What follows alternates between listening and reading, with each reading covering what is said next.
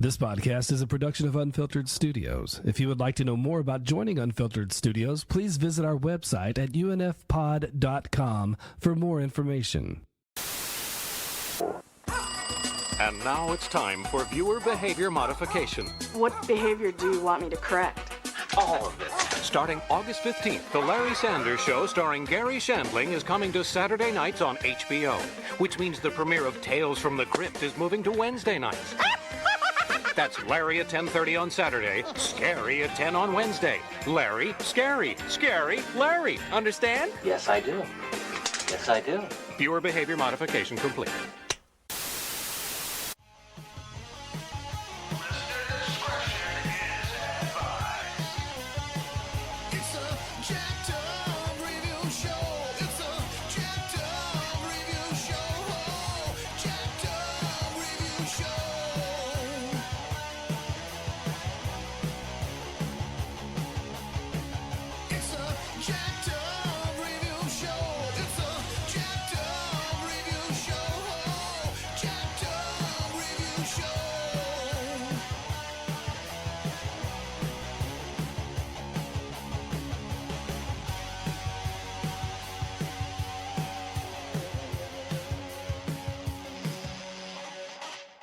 Oh my God, we got the actual crypt keeper himself, Rich Sarr. He has interviewed the daughter of Boris Karloff. He has done some theater and singing and other performances. How are you, Mike? This is Dan Mike. We're doing Dana Gould tonight, right? Oh, funny boy, funny boy. So I'm doing intros for everybody here. Oh my God. The most handsome yet witty member of our staff, Bruno, is back. Thank you very much. Thank you. Oh, thank you. Sound like Seinfeld there. You said you know everything. He says, screw you. Mike is back. Yay. Hey.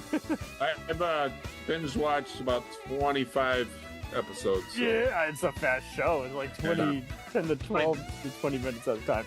Yeah, there's a couple 55-minute episodes. That's definitely the roast episode. Dead or Alive, he's going to hunt down every single Jack Kirby comic. Gil is back. Hey now, Hey now. He's a comic all-star. Hey now. And he's ready to throw tomatoes. He's beamed back aboard. Rich Sarr is here in the studio. Yes, I am here finally. There we go. And I'm How the hell are you? I'm great. I'm the number one asshole in charge, solely in the house. All right.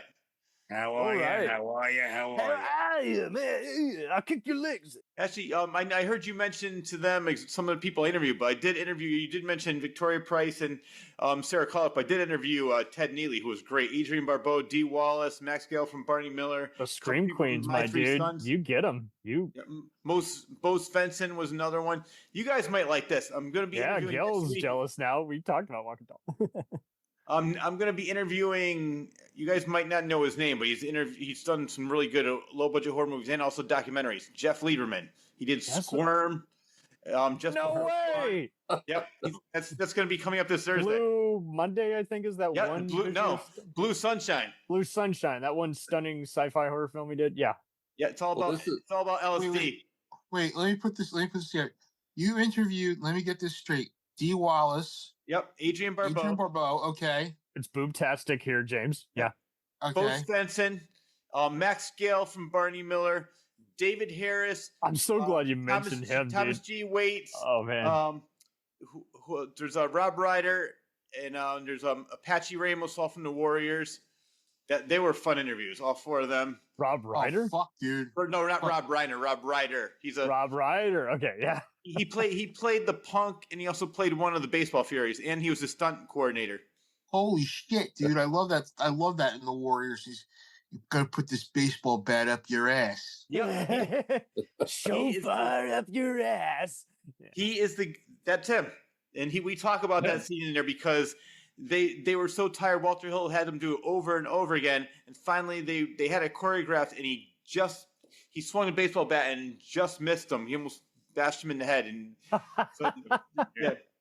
Well, this is the right crew to talk about Squirm with. Did a lot of great fun B movies. Like Just Before Dawn was another fun one. It was more of a like 1980s teens go in the woods and there's a killer out there. Didn't that have Christopher Lemon? I think. Yep, that's the one. Yep, Jack Lemon's son, George Kennedy. Yeah. Oh yeah, George. Yep, you remember it well. Nope, I saw Squirm in the drive-in with movies like Crater Lake Monster and Giant Spider. Oh my god, I love the Crater God. Lake Monster. I love it. But no, Rich, Giant dude, spider invasion. you're really good Alan? at. I'm gonna give my hat to you though, because you're always you're never not busy. You're always doing something. I know there's Live entertainment and coming back. I don't know how you afford all these expos, but you're good at them. And I do see the guests light up because they're just really tickled because you kind of sneak in some other amusing like gotcha moments once you got in the celebs trust. Yeah, I love what you do kind of in the middle, like 20 minutes in. This television show is where you are in total command, where you are the king. God, my ass looks fat in these pants. Larry's a performer, and you should try to think of a performer as a small, helpless child. You know, I have sex with him. I'm so sorry. You're wonderful at physical comedy. Oh, you know, I love doing broad physical comedy. I saw your balls. What? I saw your balls. Please welcome Jennifer Aniston, Mr. Sean Penn. Do I call you Sarah or Sarah Jessica Parker? Heidi Klum. Bill! Oh, thanks for doing our show. I did that show. Bill Maher hit on me. Oh my God, Jerry Seinfeld. Fucking celebrity circle jerk. Paula, why don't we have more black guests on this show? First I'm Hootie, now I'm fucking Kunta Kinte, the DJ. Because black people find Larry to be white. Roseanne and I used to actually... We were lovers. I slept with Larry Sanders. You and Laura are an item. Is this the truth? Beverly, would you do me a favor and get Winona Ryder's movies for me to look at before the interview? Larry, she's never done a nude scene. Bim, bam, boom. Woo! We got the Larry Sanders Show, which is very popular. Then we have this other thing, which reminds me a lot of my old show, which they stopped making. Now, my agent called, said the network went ballistic, and they put me back on with Jon Stewart. God damn it. God, you really care about me, don't you? Are you uncomfortable? A little bit. Okay.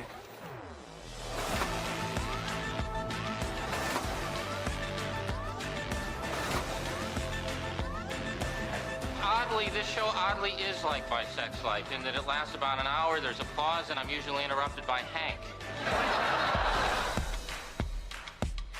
I know Rich couldn't miss this because he has a personal connection to this, and we'll get there. But when James said, we got to talk about this one day, I said, I promise we will. You know, it is a hell of a good show.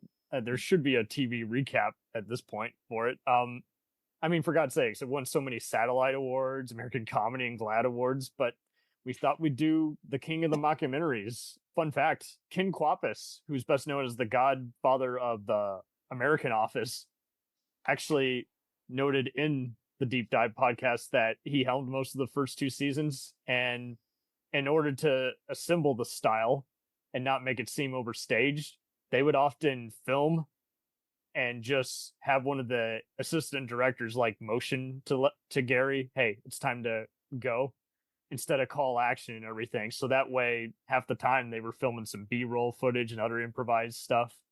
So that way it was just seamless going with, you know, the actor playing the scripted asshole version of themselves versus the real version of themselves.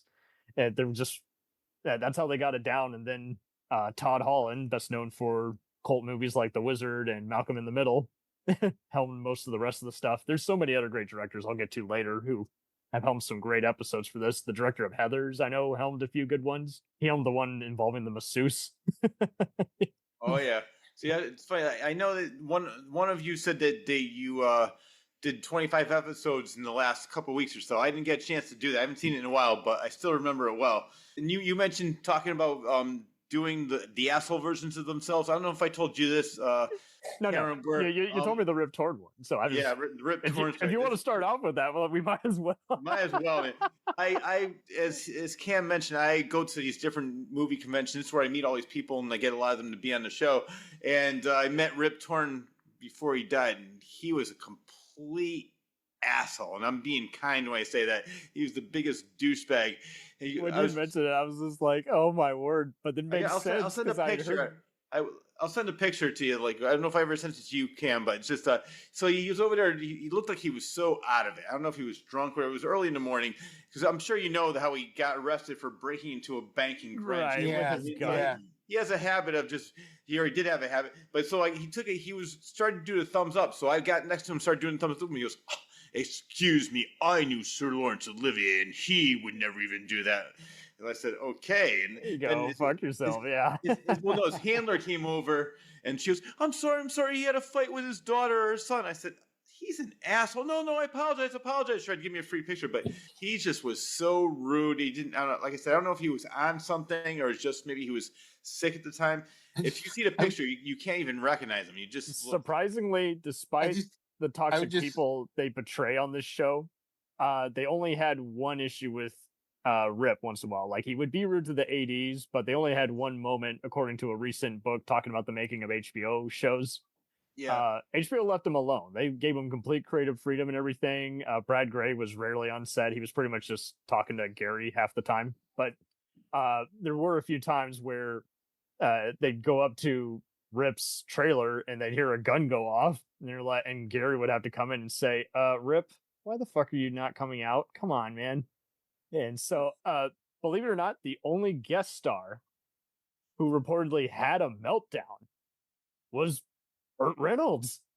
Wow, during are you that fucking famous, kidding me? Yeah, during that famous episode where he's like, "Sure, Larry, I'll stand in for you. I'll be a guest host." He had a meltdown and started throwing shit like all over the place. Like, and Rip actually found it amusing being the asshole he was. He's like, "I'm not the only bully here." Yeah, I want to party with this guy. I want to party with this guy. I'm not so bad I would have now, gone am up to I? Rip and been like, "So let me ask you a question, Rip, and this is just a speculative question. Norman Mailer, who had the bigger asshole when you guys bent over?" So what was the reason that Burt Reynolds went off? He was just like having out a of bad control. day. Like, he just couldn't get it together. Like, it literally was just like a meltdown, and he wouldn't talk to anybody. They finished it, but that was like one of the few times where everyone's like, "Whoa, he's not playing. That's not scripted." You know what's weird? Speaking of that, very recently I saw on one of those channels. It might be Pluto or another one. I think it's Pluto. They have the Johnny Carson channel, and they had Burt Reynolds on there. And he got mad. Somebody was like making a joke, and he got mad. He threw a little bit of water on him. Then Burt Reynolds, you could tell. Oh no, that was I keep thinking that was it wasn't the Carson show. That was Mark Summers, and Mark Summers made a joke about him and Lonnie Anderson's divorce. Oh shit! And I think it was yes. And I think it was when Leno was hosting. So you want to punch me in the face? Would you, bro? You guys just like that? And Mark Summers said like he threw a water, and then he was like he threw a pie at him, and they just started like going at it with each other, but they didn't get physical or anything. Yeah, no. But he just gave him that stare, like, "You're dead." Yeah, like don't like whoa. You could tell he really wasn't amused by it. That's the point I was trying. I guess you're right. It was Leno. I forgot about that, but I could just tell, like, maybe you started off as a little bit, then you could that look on Reynolds' face, like, yeah, he seemed pissed. So let me ask you a question here, Bert. So when are you gonna do another movie like Boogie Nights? Because we loved you in that one movie, Striptease, where you played the southern governor there. Tell some Jimmy Moore stories. Yeah. You look like Marlon Brando with a thyroid problem in that movie. Yeah. You're gonna get a lot of celeb impressions on here. Yeah. That's funny, Rich. You mentioned he name dropped Laurence Olivier when you met him, because Arnie would do that all the time. He'd name drop. So basically, Rip play. Yeah, the whole show. Yeah, Artie is just Rip Torn. Artie. I said Artie. Artie. That's funny. That's great, man. And it's just priceless too. When you're just like, what world is this fucker living in? Pretty much. That's what I was saying. It's like, plus I can't stand the people that are like that. And they go to these. If you don't want to deal with people, then don't go to these conventions. Like Linda Blair, who says, "I want to go to these conventions, but don't talk to me about The Exorcist." Like, nobody really cares about Roller Boogie. Nobody cares about The Exorcist, and there's everything else. Come on. Yeah. I've been to a few comic book conventions where some of the writers or artists have got an attitude, and it's like, why are you here? Right. Or you know Neil what I Adams. found? Neil Adams was like that. Neil Adams was like that when I said something to him about, oh, he did one. I said, you did one of the best Batmans I've ever seen you draw. And he's like, I did the best Batman. And I went like, Yeah. ooh. I tried to. I met him. Jealous and much? I met him and talked to him about. He had a book coming out, The Batman Odyssey, and I'm telling you, the art was beautiful, but the story he wrote, it was confusing the hell out of me. Jeez. Wow. It's funny. It's like it seems like the people that were like the most famous I met were the nicest because they didn't have anything to prove. They were just there having a good time. And like one example would be Martin Landau. He was probably one of the nicest people I ever met. I've heard that. I've heard that from everybody. Even B movie people have worked under him. It's like, yeah, he's like our granddad we never had. Yeah. And then some people like Tatum O'Neal was the biggest bitch. Like, who the hell are you? I wanted to say, I've heard that. I wanted to say, But no you know wonder who why she your dad gets it hated from. you. You know who she gets it from. Yeah, no, it's just I said no. I can only imagine the fights she and McEnroe got into. But I wanted to say, no wonder why your dad hated you. Right, but her dad's also a piece of work. I've heard. Yeah. Can I ask you a question? Yeah, I would just be like, can I ask you a question? And I would have been like, so, I would just be like, I'm just trying to see. So, Ryan O'Neal, your father, was he a bigger asshole in person or just on screen? Oh. And what's it like when you win an Oscar and he doesn't? I mean, I'm just. Why asking, did you do Love Story or whatever the hell that is that he gives the awful monologue? Some guy was trying to take a picture of her, and she goes, "Put the fucking camera down." She wanted money, so I was taking a picture. I paid for it, and she says, "Dude, get so fucking close." I mean, I'm not even exaggerating how she said it. I was like, "Wow, who are you?" The funniest person I ever met though had to be Gary Busey. Gary Busey was just so out of control. Oh man, have you? I take it you've seen that Howard Stern episode he's on where he's tackling everybody. Oh yeah. He wasn't tackling anybody, but you could just tell he was saying these outrageous things, and I don't even know if he knew where he was. He was hilarious. He often doesn't. I know he got in trouble at Chiller for doing something. I can second that.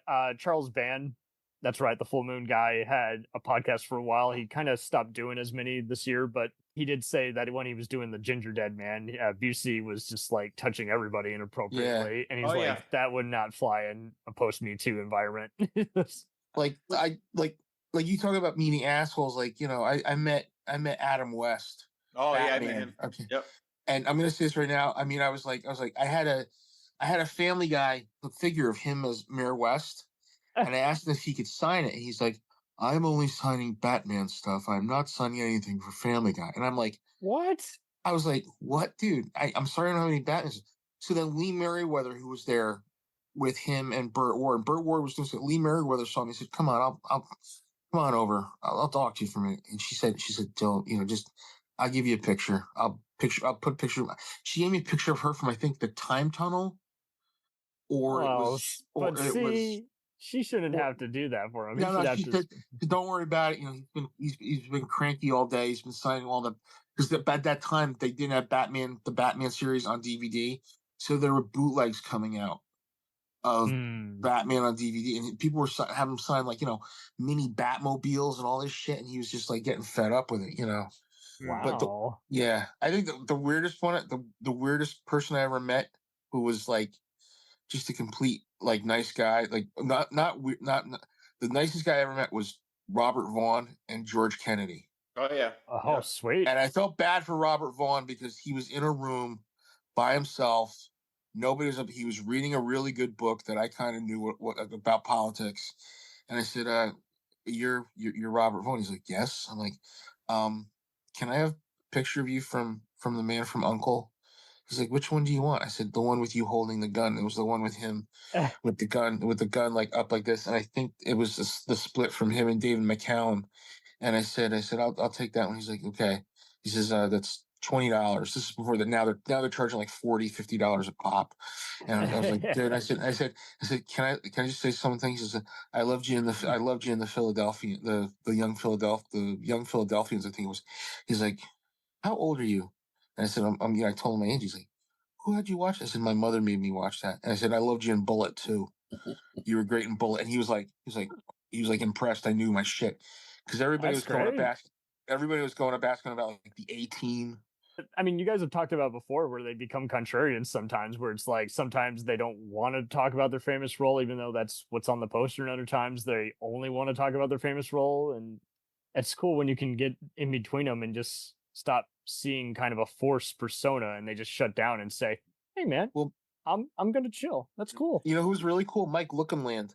I met him several times. You know what? I went to a Brady Bunch convention. He was really cool, and the one who played Greg, Barry Williams, was really Barry Williams is cool. What I like about him is that he embraces his role. He knows what he's known for. Oh, he loves it. Yeah, he loves it. I got to tell you, while we're talking about this, I got to say the nicest person I ever met is Henry Winkler. He was like the most down to earth. He goes like this. He goes, "Can you hold on for a second?" He went down the whole. There was a long line. He went down the line. He goes, "Thanks for being patient. Thanks for being patient. Thanks for being patient." He goes, "Rich, thank you very much." And I asked him a story. I said, "I heard this story. I want to know if it's true." I said, you went to a party with Cher, and Cher goes, "Why are you so quiet? You're nothing like the Fonz." He goes, "Well, I'm an actor. I'm really private. I'm really quiet." Yeah, but you're nothing like the Fonz. Yeah, no, like I said, I'm an actor. Nothing. That's just a character I play. I don't get it. And he said, "Rich, that's exactly what happened." I said, "That is so sad." She could not understand the fact that he was playing a character, and she thought, I thought I invited the Fonz to the party. But I was at the same convention as JJ was. I met, what's his name? Adam West and Burt Ward. And I have a picture with him. Wow, why didn't you guys bump into each other? Unofficial reunion here. Yeah, no, but what's funny about I got a picture with him, and he's not even looking at the camera. He's looking elsewhere. It was just, he was. I don't want to be here. And the funniest thing was with Burt Ward, he was okay, but I know this is a true story. I've seen several documentaries, and I've heard interviews with Shannon Lee, the Green Hornet. They were doing they were on Batman Robin to get. I love Shannon, Bruce Lee's daughter. Yeah. Yeah, so Bruce Lee said, "There's no way I'm losing to Robin. If I lose to Robin, I am walking off the set." And Burt Ward's like, "That's not true. Bruce Lee was very, very modest about it. He didn't care." And I said, "No, I think he did, but he didn't want to admit." So they made it into a draw in the TV show, but he was a little bit nicer than Adam West was. And see, that's just so funny. Is like they keep saying I'm not jealous, but by lying and as opposed to actually answering the urban myth, is like, well, you're just giving him more power. The truth will eventually come out. But yeah, it's just crazy, man. But then you get the people who just vary by convention. It's like their handlers had told them, "Hey, you can't sign this kind of stuff." It's stupid. Like, I hear Ray Park is an awesome guy. The Toad in X-Men, Darth Maul in Star Wars. You know, he's done plenty of other martial arts movies and awesome guest spots like Nikita and everything. But some people were asking him to say a certain phrase, and he said, "Sorry, I can't." But other times he's been very awesome. So I do think, if it doesn't depend on the mood, sometimes it just seems like their higher ups have said, "Hey, you can't sign stuff like this" or something. It's like, who cares? It's a convention. Well, I can tell you. No, I can tell you, Jeffrey Combs was like that. He goes, and I saw him walking. He goes, "You know what? Nobody's around. Let's take the fucking picture." He was so cool, but his handler was like, "You can't do it. You can't do it," because I didn't have enough money. Because it was towards the end of the convention, and as soon as he was quiet, but then we were walking. He goes, "There's nobody around. Let's fucking do it." I said, "All right, very cool." He was, yeah. So you're right. That some of these people, the actors are really. It's like they got a gun to their head. You know, that's the other thing too. Is like some of those agents are just such assholes. And don't get me wrong, there's no shortage of agents on the show we're talking about tonight. But I mean, with conventions, isn't it usually like the people that put on the convention, they have to pay these people a certain amount of money, but then they have to try to make that money on their own? Yeah, they definitely lampoon it with some of the celeb guests, where I'm like, man, this really is more than just meta. Well, David Duchovny, they with his storyline and everything. I thought that was hilarious when they did that. It's so funny how they would even reference it on the X-Files every once in a while. They're like, "Hey, we hear you're obsessed with the show." It's so funny when he goes into his dressing. He shows up in the finale too. Yeah, he does. Before we get into this, yes, stand-up comedian Gary Shandling. He was basically at the 5th stage of his career. The co-creator and of the show plays Larry, fictional talk show host. Rip Torn plays Artie, the Fred D. Cordovia inspired producer. And it's so funny how they later show he's actually best friends with Fred. But Jeffrey Tambor as the clueless sidekick Hank. Penny Johnson, you know her from What's Love Got to Do with It, Deep Space Nine, and Orville, and recently Ted. and Was she at Ted. 24 as well? Right, and that's what I love about this. Half the cast has been together on Mr. Show, 24, and Arrested Development. It all pretty much circles around, and even the one-offs every once in a while, you can tell so and so like got the gig because they were guesting on the other HBO or Fox shows. Yeah. Well, Jeremy Scott Piven was Thompson hilarious was on too. that show. Jeremy Piven, I don't think he would have done Entourage had he not been the former head writer, Jerry. I read something where he got tired with doing the Sanders show. Which is so funny because he does such a good job doing the whole "I'm fed up with you. You never use my stuff." Mary Lynn Rajkub and Janine Garofalo as Mary Lou and Paula, the talent bookers, respectively. Yeah. Wallace Langham from For All Mankind and CSI fame as Phil, the douchey yet truthful head writer. I love his character. Linda Doucette, Gary's real-life girlfriend, as Darlene, the PA. Scott Thompson from Kids in the Hall as Hank's personal assistant, Brian. Yeah, I love that. That was it started out with Linda Doucette as the assistant. Right. Megan Gallagher from Millennium fame and the stage production of A Few Good Men as Jeannie, Larry's ex-wife, and Catherine Harold from LA Law as Francine, his other ex-wife, who he rekindles the romance with. Deborah May as the network exec, and Bob Odenkirk as the asshole agent of Larry's, Stevie. Sid Newman as the cue card guy, Sid. And Phil Leeds, rest in peace, as Hank's agent. You know him from Barney Miller and Golden Girls. Oh, yeah. Watching this first season, which I haven't really watched it since it first came out in 92 and whatever. Was it a fun revisit? Well, I'm seeing episodes with Robin Williams, Martin Mull, Bob Saget, in it. Yeah. So it's like all these people that have passed away. Yeah. It's a trip back in time. And that's not even including Gary Shandling and Rip Torn. Yeah. Well, but I found it even funnier just on this go around because it's even funnier seeing which guys have gotten like legal or Me Too trouble since, and you're like, yeah, that makes sense. They were an asshole on the show. Like, I was cracking up when the two-parter where Lori Loughlin is accused of like stealing Larry's wallet. Yeah. And it's just like, hey, she's a thief in real life, so that makes sense. That pans out. It is hard. And Jeffrey Tambor, I know he's an asshole in real life, but he's not enough to kill this show. Like, he was perfect casting for this. I always see he was like, if you ever see the old SCTV show, and they did the Sammy Marlin show, he was like the William B. Williams on that show. But it wasn't like Ed McMahon. Ed McMahon knew us.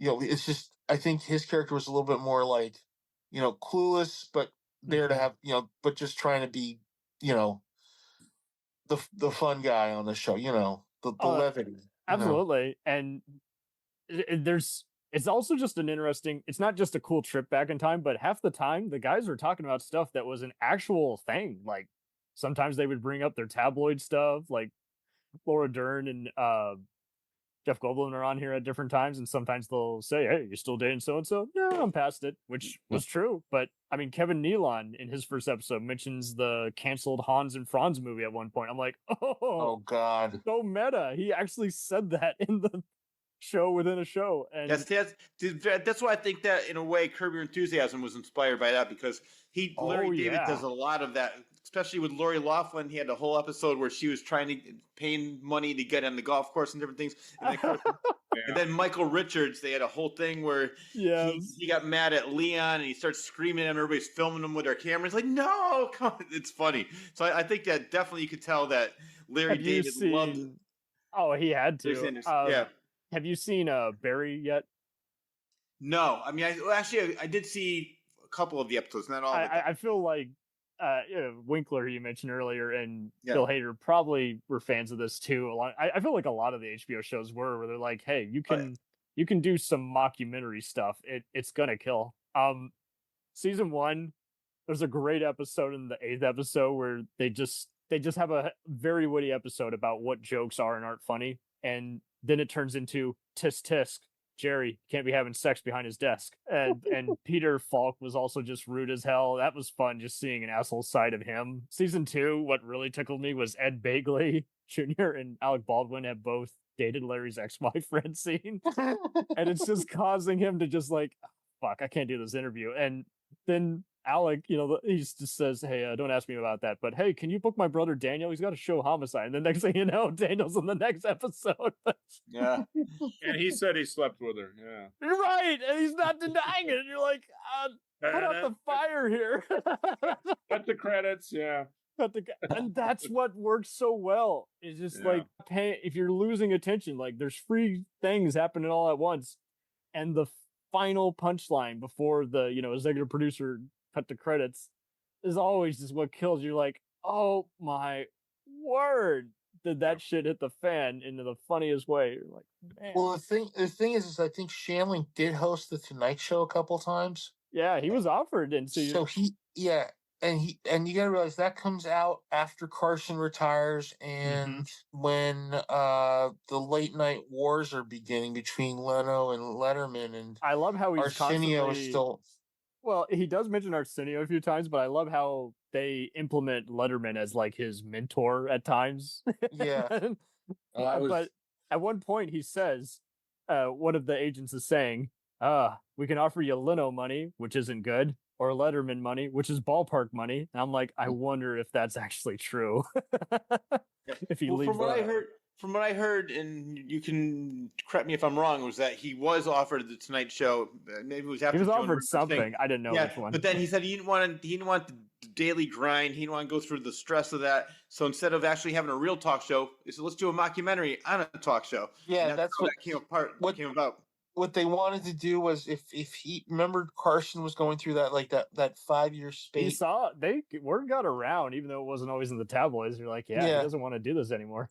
There was a spate where he was like going, oh, I don't know if I want to do it. I don't know if I want to do it. I remember he tells them at the 1991 the network meeting, he's like, I'm stepping down from the Tonight Show.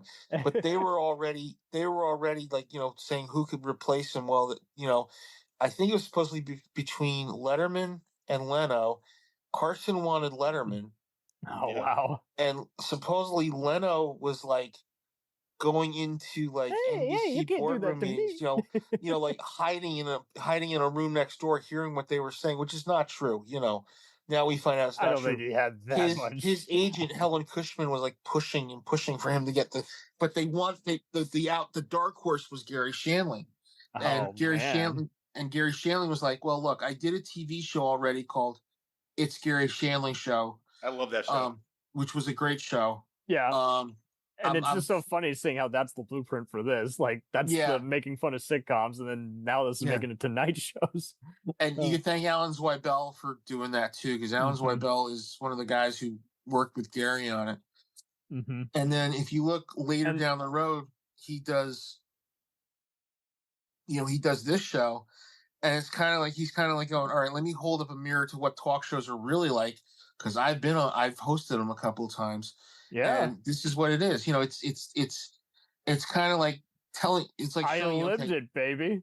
I lived it. It's showing you. It's like ripping apart the thing of what a talk show was. And the finales were just so perfect. Like, it made us want to keep coming back because there were still some stakes. It wasn't just what crazy person is he going to interview, and that's the 10-20 episode wrap. Is like by making the arc to where he can't decide if he wants to stay in LA or move to New York, and his marriage is on the line, and Francine wants more time apart. And then he's just like, you know what? Fuck it. I'm going to retire to Montana until you tell me to come back. Yeah, he also hides in a closet when the network was talking about whether they're going to renew it or not. So I'm sure there was a reference to Leno. It might have been. That might have been the thing with Leno. So I shared this with you, Rich, Mike.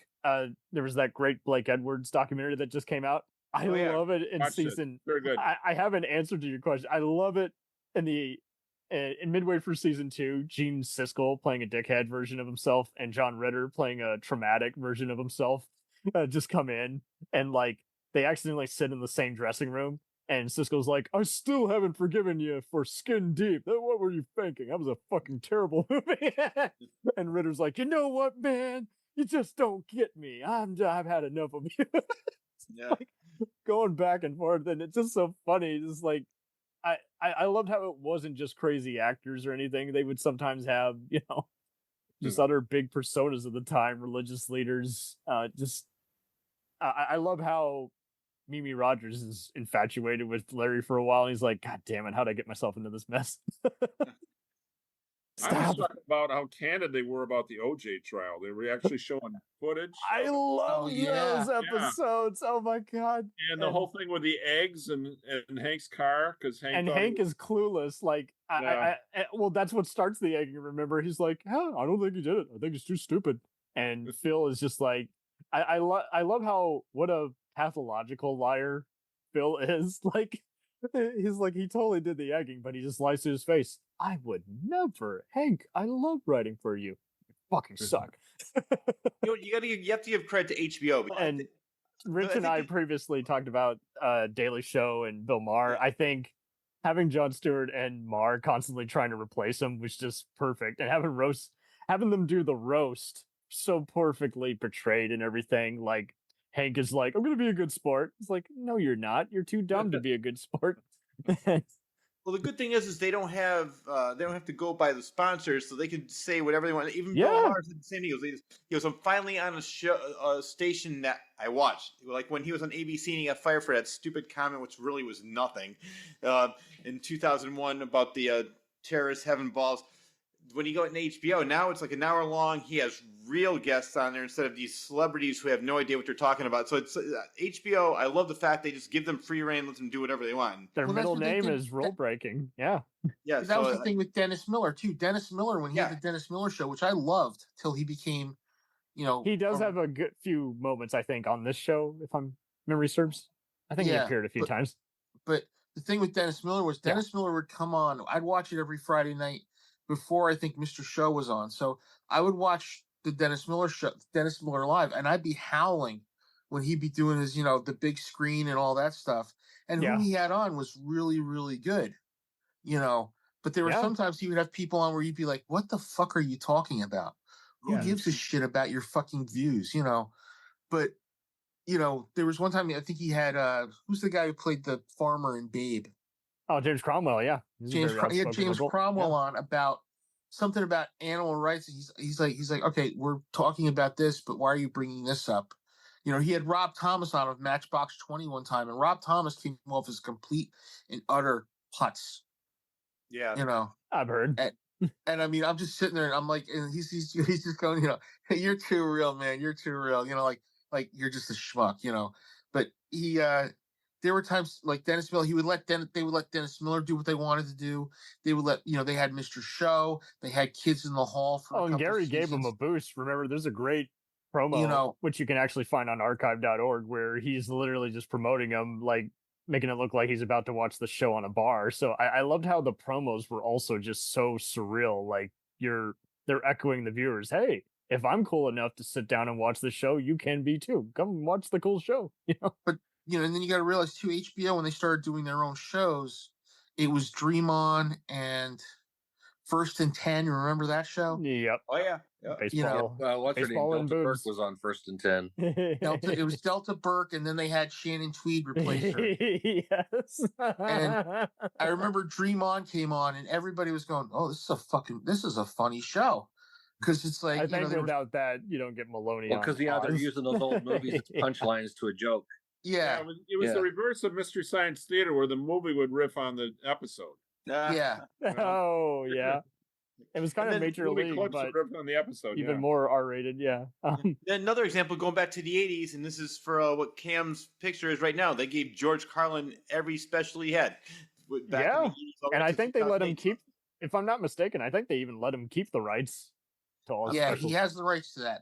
He was just the distributor. They were just the distributor, but yeah, he would do it for like his independent outlets. But yeah, I just figured I'd give a tribute to the legend. I'm surprised he wasn't on this one. I love how they portray everybody as kind of a frat boy kind of mentality, because I do think that's very realistic. There's all that ego and jealousy on the line. I love how Hank tries to be helpful, but he just creates more work for everybody as a result. I love how the secretary and booking staff, they're horrified by everything they're hearing. but then they give into their morbid curiosity about everybody's sex lives and scandals. So it's just like, Well, and then even the head writer guy, Kevin Phil, played the head Phil. writer, and the other guy was trying to take his spot. I'm jumping ahead, but I love it when he lies to their face. Oh, I'm totally not looking for another gig. And next thing you know, a few episodes, he's looking for another gig, trying to write a sitcom for Dave Chappelle. And I love how Chappelle's an asshole version of himself. He's like, he says it to his face, "You're doing a good job. You're just not right." And then he's behind his back, "Fire this fucking asshole. He's a terrible writer. Where'd you find this hack? Oh my God. Yeah. This motherfucker's stupid." Artie is always bullshitting everybody, but he's likable.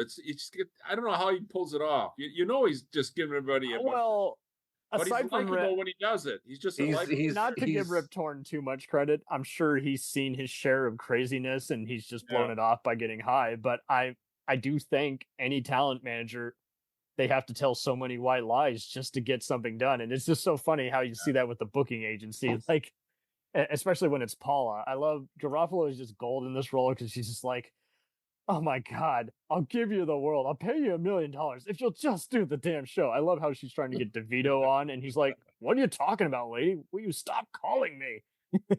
I agree with Mike. It's like not only Artie, but every character has their flaws, but they're all likable and they're perfect for the role. And they just like even Jeffrey Tamer's character, he's annoying, but I like him. He's such definitely. He had the perfect voice for it too, like just the announcer voice before you see him. The theme was great. That should have been a theme in its own right.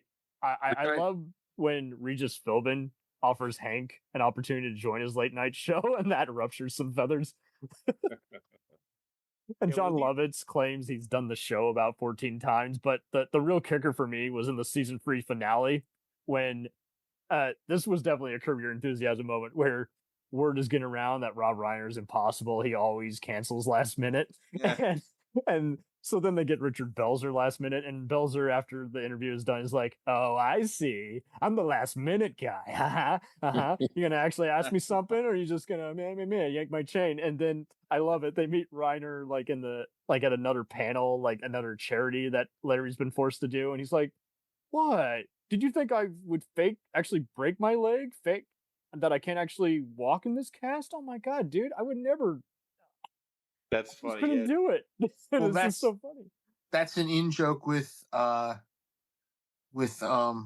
because remember Belzer was the sidekick on the Thick of the Night for a season. I forgot about that. Oh my God! So that's kind of because I always thought it was just no. That was Belzer's own talk show. Yeah, that was Belzer's talk show when that thing happened with Hulk Hogan. What happened was that he was the sidekick for episode Alan Thicke, coming Thick soon, of the by Night. the way. Yes. Oh my and God. He was like, they were talking about in the old Howard Stern show. He's like, "Yeah, Gilbert, now we're gonna be monks. You're all gonna be monks, and we're gonna do some improv, and then Belzer's gonna do some stand up." And it was like, it says Gilbert's up in the catwalk, and Gilbert Gottfried was actually on the show for a couple of shows. Yes, he was. And he said it was like, "What was it like doing Alan Thicke?" He's like, "I'm happy I left there when I did, because then the next season or the next couple shows, Arsenio Hall came on to be the co-host." He would have probably intimidated him, yeah. But I love also, I mean, we've talked about Howard before. I love how Larry is friends with Howard, and like his ex-wife is like, "I can't be in the same room as him. You guys talk."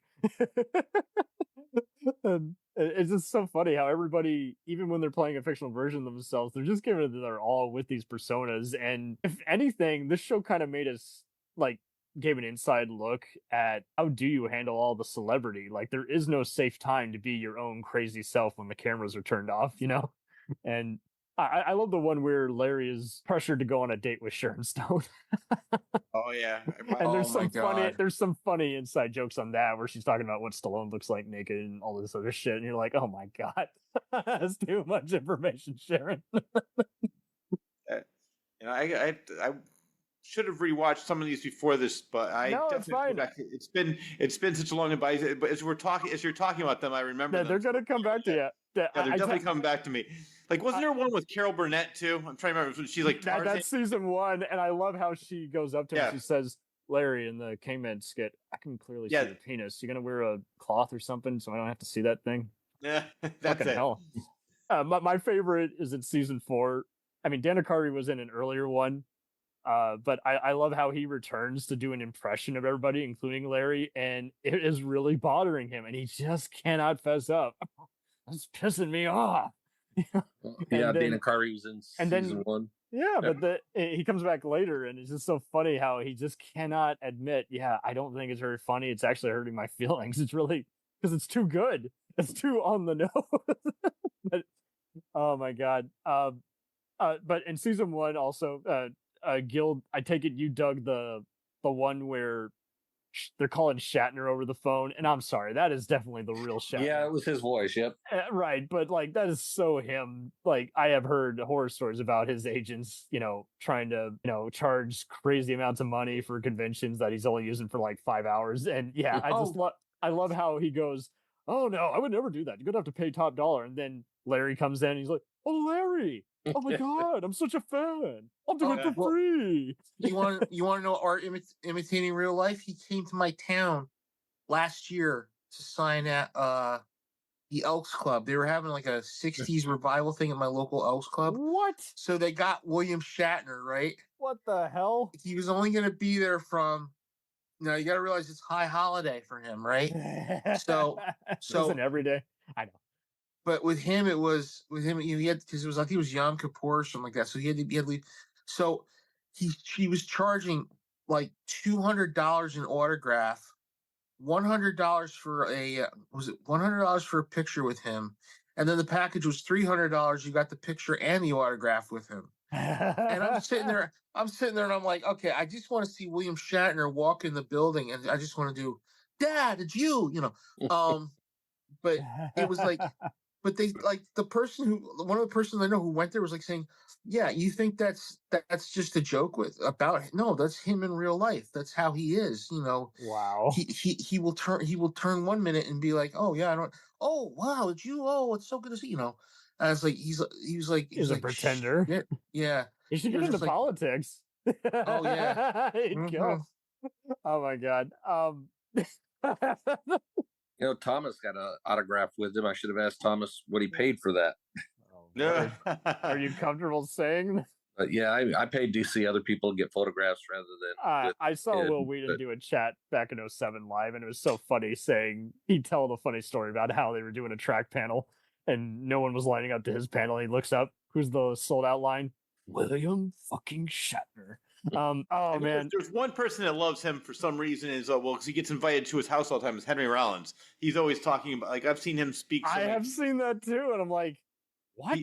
Because he used to invite him. He invites him over to the Super Bowl party every year, and he said that he sung on his album or something. Oh yeah, he did songs like I can't go for that or something like that. It was a song. It was hilarious. It came out in I want to say 2004, somewhere around there. Who goes to whose house? Henry Rollins. Henry Rollins goes to a William Shatner's house. Shatner is his god, literally. Yeah. Oh my God. So there is one person makes that likes sense, right? I wonder how much William Shatner pays, or he has to pay William Shatner to hang out with him on Super Bowl Sunday.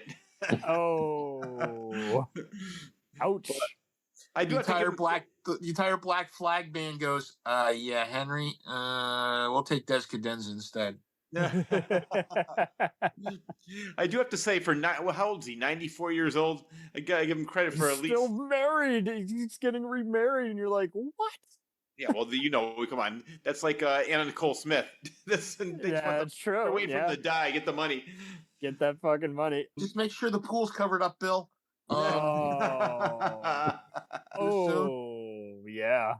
But it's all good. One asshole to beam up. I'm talking about Shatner. But I love how they also feature music artists like Ben Folds 5 and Clint Black. But I love when Beck is doing his warm-up session. Everyone's like, I don't know what the fuck he's singing about. And he can't use that word. He keeps saying shit in his song. They're like, he's not going to play that song, is he? He's like, no, we'll bleep it out. Oh, and the Wu-Tang Clan shows up. That was hysterical. They're like, we don't. And Hank's trying to bond with them, and it was They're like, it's so motherfucker, awkward. get out of my face. Yeah. Yeah. The Raza is not having it. They did have Ryan O'Neal on. They had critic Tom Schulz. Rick Shields was a funny one. Suzanne Summers and Richard Simmons. But I loved when Pat Sajak was on as a guest host briefly, and he's like, "What the hell are you guys paying me to do again?" Well, and he says, "I know you all know how my show did when I tried it." You know. Yeah, that's a great in joke. You know. Yeah. Well, what about the episodes with Bobcat? Oh, Goldthwait, remember? They're like, dude, you can't set yourself on fire. He's like, it's my act. Well, that's the joke, because remember he was on Arsenio and he like basically put down, he spray painted on the set Paramount sucks or something like that, because Arsenio was getting canceled. Well, he set the chair on fire on Leno too. Well, and he does that was Crispin Glover, I think. No. That was Goldthwait. Shit, that was Goldthwait. Yeah. Yeah, because he had to do a PSA about fire and safety. And he mentions it, and it's so funny. It's like community service. He's apologizing and at the same time saying, "It's just what I do, man. It's my comedy bit. Give me some furniture to wreck." I was going to say, this is definitely a show that cannot be made now, because talk shows are completely different the way TV is and the ratings are scripted. So no, but now, I mean, back then it's like, Johnny Carson, then they had David Letterman. Now there's like the talk shows don't even really matter because they really don't need ratings. They just go on YouTube and watch the clips, and that's why Conan didn't want to do it at first. He's like, unless I can do my version of Pee-wee's Playhouse, his words is like, I don't want to do this show. We got to just be weird and crazy. A lot of the long timers have moved away from it, haven't they? I mean, they're just uncomfortable doing it now. Yeah. Mm-hmm. Podcasts have kind of taken over talk shows. They do a lot, extensive interviews. Yeah, absolutely. Like Dana Gould and Power, and Yep. And the great thing about that age of Carson, Letterman, Leno, Arsenio Hall, and then Conan coming along, was that at least they let the people talk. Well, and Conan and Kimmel at least would also admit, we're not going to hold back, and we're also not going to lie. Like, so many people will lie and they get caught in the lie, and they would just be like, "Hey man, I've been so fucking busy, I have not made time to watch your movie. I'm told you're good in it."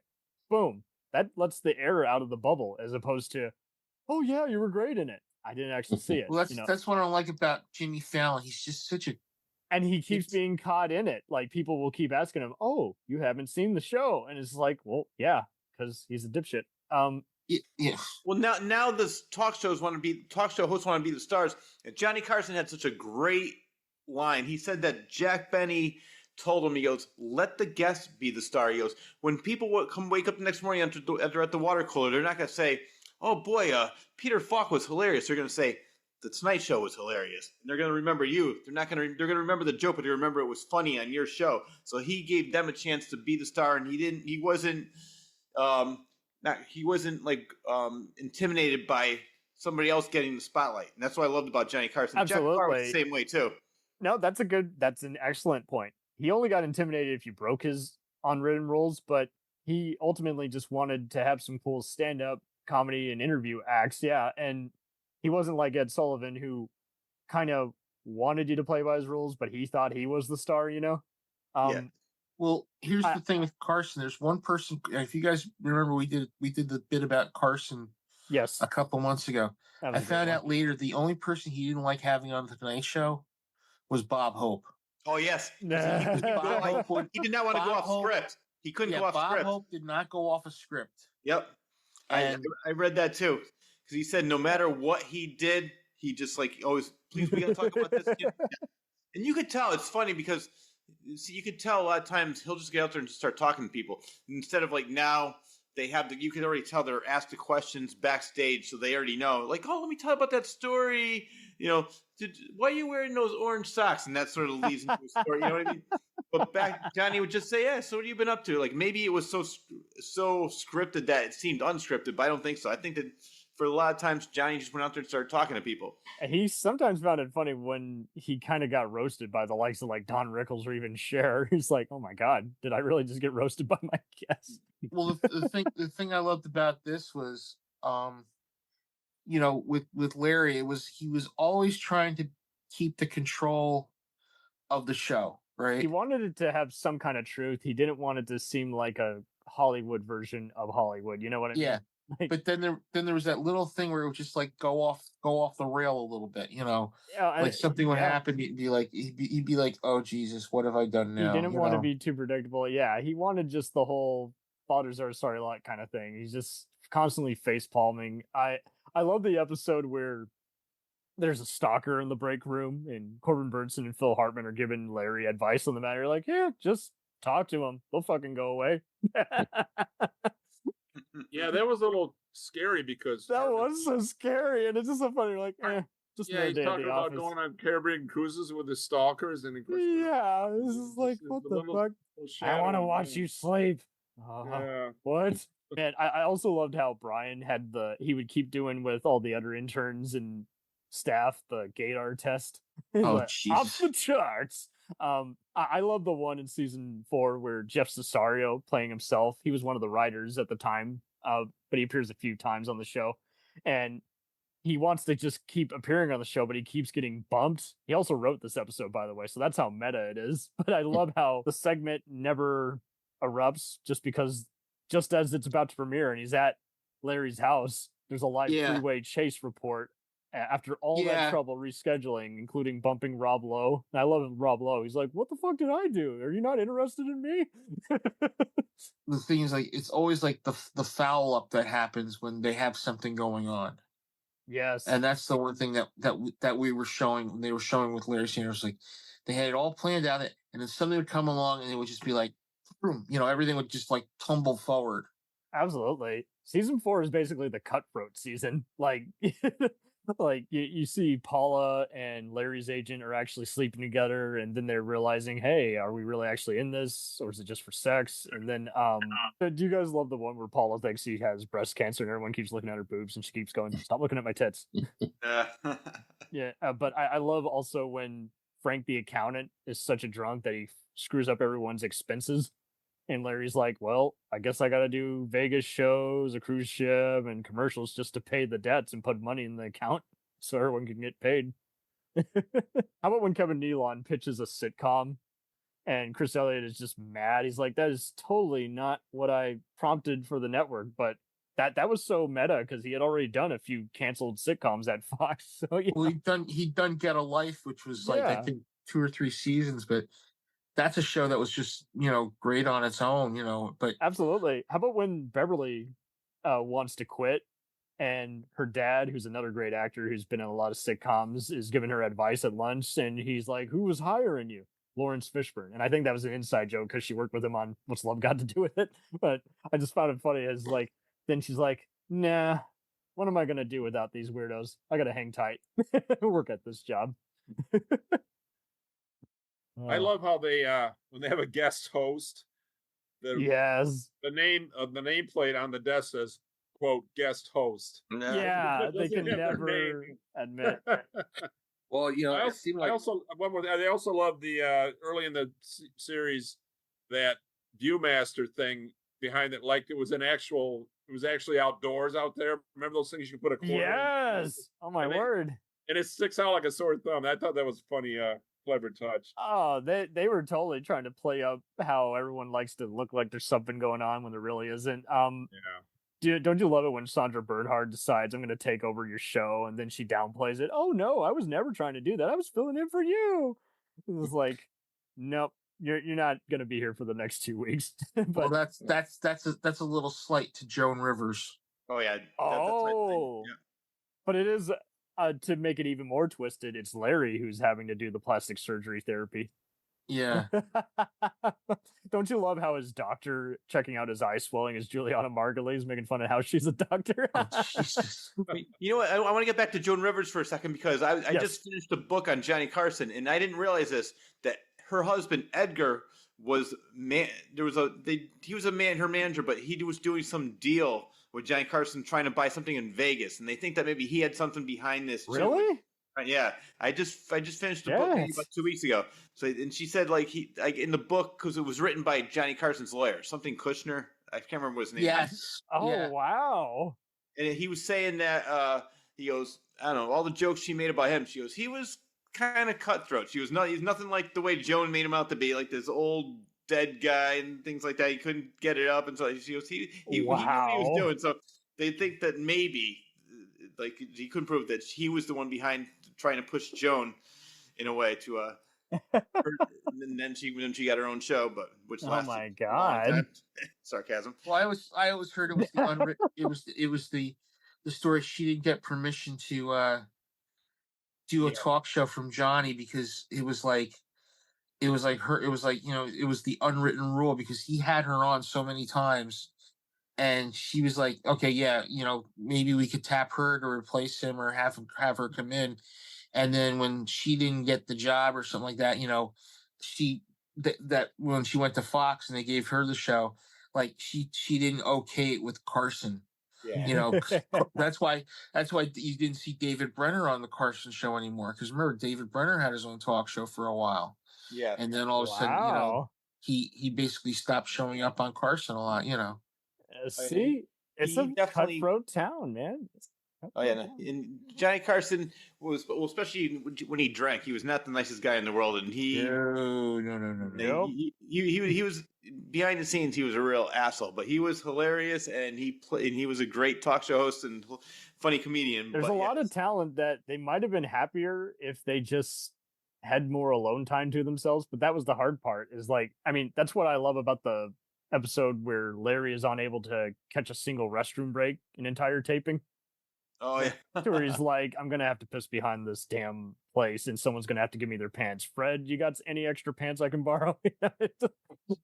It is kind of that thing. They just don't have enough alone time, and if all you're doing is the show and no actual life, then yeah, your brain kind of fries, and unfortunately, a lot of them do become assholes after a while. I think the funniest story about Johnny Carson anyway was that his girlfriend at the time, or his wife, Joanna, was cheating on him. He thought, so he broke into her apartment, found out that she was fucking Frank Gifford, and he was waiting for him. He was, check it out. It's in the he had a gun on him, and his lawyer's like, "What the fuck are you doing?" He's fuck Frank Gifford. Why is she fucking him? I'm waiting. So he was so pissed off. The commentator on Monday Night Football. Yep, Kathy Lee. Holy probably before Kathy Lee, but holy shit. She's fucking Frank Gifford.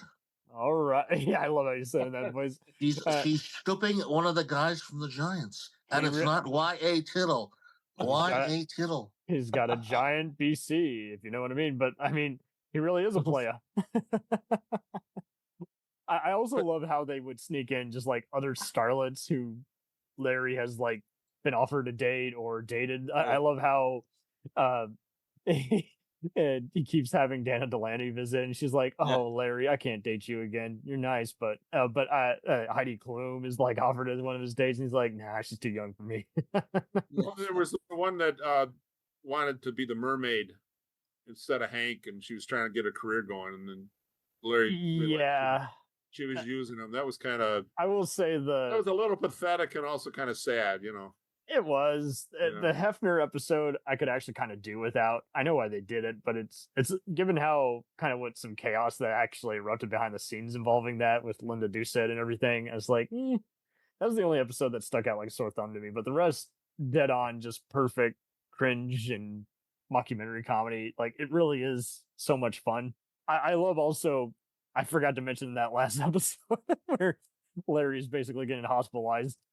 Don't you love how head writer Phil, his ego just keeps erupting throughout the seasons? He wants to open up a play he's written, and yet he just keeps failing, like, just epically. Like, no one goes to his play because there's a car crash that prevents the turnout on the avenue it's being hosted at. I love Elvis Costello keeps returning, and it's even funnier how Hank keeps offending basically all the Seinfeld guys. Like, he keeps mistaking George for Kramer and basically just tells Seinfeld to go fuck himself, and he's like, what the hell? I'm not playing back at this venue again. And by the way, here's Jerry, what the final episode interrupts his speech. So you got his final revenge there. He did get his revenge on him. Jerry Seinfeld, yeah. Oh, man. Was this show fully scripted, or did they do a lot of improv? It was a bit of both. Like, because that's what I was saying with like they never called action, like so you were getting a bit of real stuff mixed in with the scripted, but that's how it works so well. Like they would just motion and then Gary would motion to the guys and say we're on, and then just they would continue from there. So that's why just the whole such a real time kind of feel is just the whole. It's very natural behavior. There was no time to have to look and put on an act. It just that we're already in it. Don't you also love how but yeah, Elvis Costello just keeps coming back and like he's just like, I'm never gonna play at this video again, but then he comes back and everyone wants to be like him and he's loving the attention. But he gives sells Hank his car and it turns out to be a fire trap. I remember that. Oh my word. And then he just has a rabbi instance and they're like, dude, we can't have you wearing your rabbi hat. We got religious pressure on the network. Oh, and by the way, just remember, never buy a car from Sting. It took you a moment. And I love how then he's later on and his music practice just drives Larry sick. And that's the same episode where Larry writing a FU retort letter to critic Tom Shells, playing an asshole version of himself. He hates the show, and Larry's just like, you know what? I'll show him. He faxes basically a retort to him, but it accidentally goes to Hank's fax instead. So Hank's like, why would you say that about me? Oh, Lord. Do I have to give you a hug? I would never try to replace you and tear you a new asshole. Even though I kind of would secretly. But, and you gotta love when Mary Lou, played by Marilyn Rajka. I love how in her first episode, she sees Beverly making copies of the show's salaries. And that just causes even more disruption. You're like, I'm getting paid more than you. Oh my word, you don't do fucking anything. Just all the gaffers are angry and it's like, man. I have a feeling it's similar to Spinal Tap, where all these rock stars, like, are they talking about? I mean, even though it's different because they had the real stars in there, but the show was so realistic that real talk shows are like, are they talking about me? Are they doing like? So it was done so well, and like you said, it was like a mixture of script and non-script and unscripted. I mean, so it was it just seemed like they hit record and just started doing. That's how realistic it seemed. I love the show. It was so in the moment, so far ahead of its time. Yeah. I love how many times the speakerphone they think it's off. Oh my god! Why are you laughing? Or there's nobody else here. The whole bit. Oh, okay. So we got to talk about the one dwarf guy I mentioned him earlier, where Hank basically tells him a sick joke, and the guy he thinks he's accidentally caused the dude to commit suicide. Oh, jeez. And it turns out, oh no, he was already suicidal, but thank you for paying for the funeral anyway. You're a good guy. It's just really, really kooky.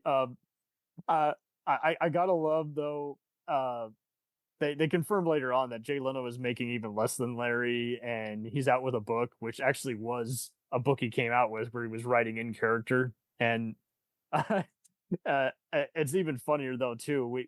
Word spreads around the office that Beverly has a secret admirer and they think it's Michael Bolton. It's actually Eric LaSalle from ER. He's the baby daddy. But for a while, Larry's literally asking all his guests once the cameras turn off, you fucking my, my personal assistant? No, I don't even, what? No.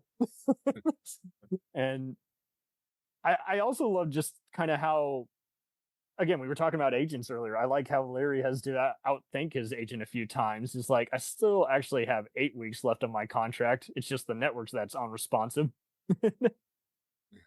And there was a few other ones where I love when Mary accidentally runs into Hank's Bentley in the parking lot and he thinks it's Vince Vaughn or David Spade. Oh God, remember that one. And it just turns out, no, you just fucking hate them. And you're letting your anger, and she never fesses up. And Beverly's like, "You gonna tell him?" She's like, "No, I'm good. I'm not gonna tell him. I'll let him wreck someone else's life." But I mean, it was also cool just how they had so many other real life reporters like Maureen O'Boyle, and there was another famous reporter who interviewed Larry that was just awesome. Like it felt like Shandling was actually having a breakdown just doing the interview, even though it was in character. He'd probably been asked something like it before, so he's just trying to get it in it. Character. They start inviting the staff to do some skits. Beverly even says, "Yeah, I'll do a racist skit," but they don't show us the sketch. She's like, whatever I got to do to be a comedian, I guess. But I also love how sometimes they'll show the writer's room on camera, and some of them are just like, I don't do on-screen comedy. uh, and it's even funnier when Letterman calls one day. He's like, can we make Gary, these new or Larry's new skits are making my show look bad. What can we do about this? Paul Mooney was in a funny one too, also talking smack to Beverly. He's like, girl, you don't got to do this show. My favorite part was when Mary is like asked to interview Tim, like pre-interview, and she's asking inappropriate questions like, Tim Conway, what was it like working on Speed 2? It's like, what the fuck kind of question is that? Why do you ask me about that piece of shit movie? It's like she just can't book Tom Hanks or anything, and that's the same one where Harvey Fierstein starts going crazy, also like losing his mind.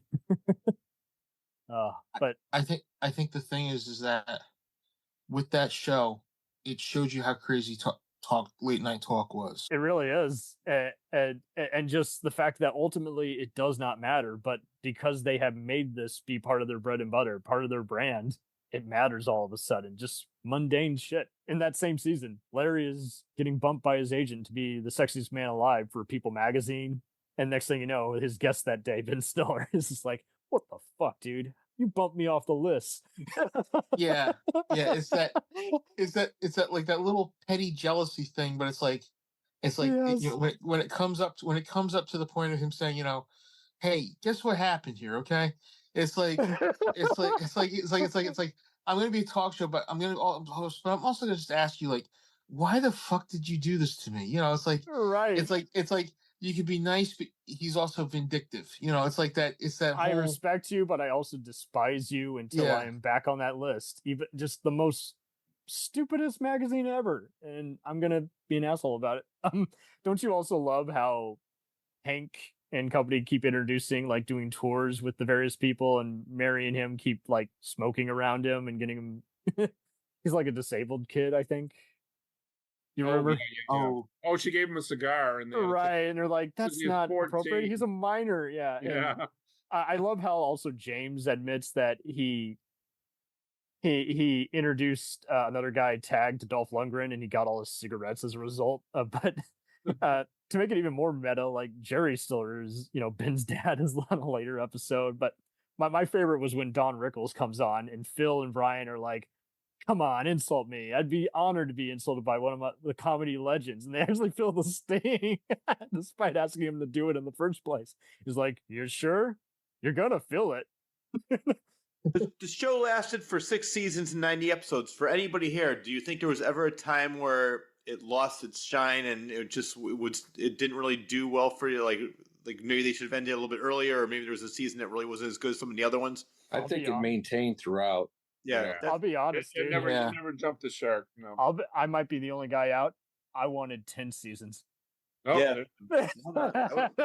Because to your point, Rich, I think it helped that in season 4 and 5 they would kind of stretch them out, like they would shorten them, they would take half the year off and then come back. So I think that's why it never got stale. Yeah, and I think because the writing was always fresh too, so it seems like you never ran out of ideas and things to talk about and do. Well, and like you say, they never got told by someone, "Oh, you can't do that." So how freeing, especially in a pre-internet phase, how freeing can it be when you are flat out, you're telling some kind of truth? And I mean, you're seeing so many young comedians on here too. If you've seen the Gary Shandling documentary, like Judd Apatow started his career on this and even directed an episode. One guy, I forget his name every time, he directed an episode, and he had been involved with Monty Python and written music for the Muppets. He directed a great episode. I forget his name. The director of Heathers worked on some good episodes. John Stewart was in an episode before. Many episodes, but storyline, the last 2 seasons, you just trying to take over the show. Well, and I think because they're making fun of so much stuff, I mean, it's just because you don't feel like you're having to keep acting even when the cameras are off, and you're not being forced to do something you don't want to do. Like, so many of them who are recurring would take a break once in a while to pursue an actual gig and then come back when it didn't work out. So life imitated art, but in a good way on this, I think. And I love how when Phil briefly is taking a break and the monologues start turning to shit, and Larry's like, "Oh Lord, this is early Conan level," and that's the same episode where he eats a bad piece of fish, and that's the same one you might remember where Phil has a crazy like rock star girlfriend, and so as a result, like Beverly and Mary start giving him her advice is like, "Hey, he actually was way better when you broke up with him." So then she just keeps breaking up with him and his comedy starts getting better. This is like, what? But I think that's also cool too. Like that's showing, unfortunately, a lot of comedians were at their best when they were depressed before a show. So it's bringing the comedic lifestyle to some notice, if anything. I mean, I also love how in one episode, like Marley Matlin calls Brooke Shields a cunt in sign language. It's just because oh god, he did that later on like the roast of Roseanne, who's also on this, and I love. There's just one. That's the same one where they just can't get Larry out of his office. He's just a mess until they start. Like they try everything. He's like, "Leave me alone. I'm having a breakdown." And finally, they play his theme show, and he finally comes out of his office. They're like, "Phew." We thought we were going to get canceled for him just not showing up on time. But kudos to when they did that roast episode, having Carl Reiner be the host and having Dana Carvey, Al Franken, Mar Stewart, and Bruno Kirby, all doing the roasting. But I loved how Carrot Top came in and they feel the sting even more. They're like, it wasn't even funny. And I still felt belittled. Oh, man. And hey, Gil, your dude, Jonathan Katz, he's on an episode, and Gary later ended up actually doing a voice for him. But I love how at first it's kind of meta. He's like, "Oh, what the hell? I don't do animation. What the hell? What do I look like? I would never do a show like that. Sure, I'll do it." Oh, man. There's so many great stories from that show. It's even more meta at times, like when Janine Garofalo leaves as Paula. I love how she gets fired in the most unusual way. She's like, "Larry, I want you to fire me." He's like, "Well, I don't really want you to go." "Yeah, I'm miserable. You need to fire me."